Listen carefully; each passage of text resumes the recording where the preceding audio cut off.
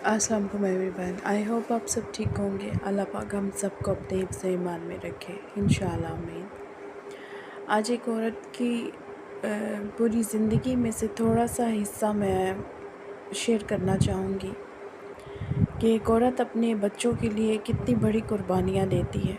वो औरत जिसका शौहर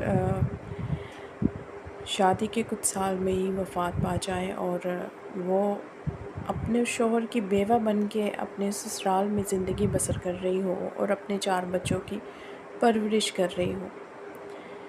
फिर उसकी प्रॉपर्टी का जो है मामला पता चले तो उसने केस किया तो उसके देवरों ने उसके बच्चों को मारने की कोशिश की। वो लेकर अपने जहाँ उसके भाई थे अपने मेका साइड सिटी में चली जाती है। वहाँ पे चली जाती है और फिर एक दिन उसकी नंद आकर कहती है कि नहीं भाभी, आप सुलहनामा साइन करें, केस वापस लें, अपने घर वापस आएँ।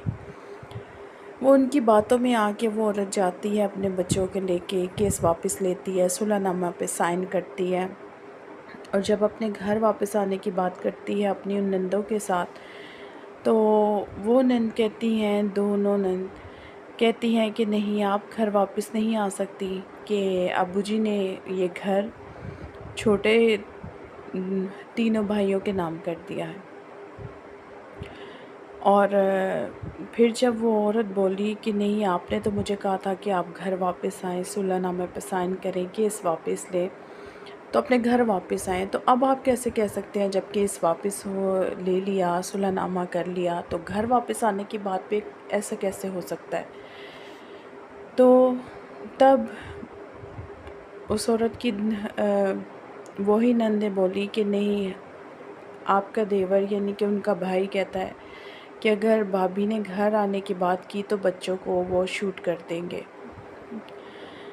वो औरत उसी तरह से बच्चों को लेके वापस अपने जहाँ पे वो अपने भाइयों के पास दूसरी सिटी में रह रही थी, अलग घर था, भाइयों के घर में तो नहीं रह रही थी, लेकिन ये था कि उस सिटी में वो भाइयों के शहर में जाकर रह रही थी।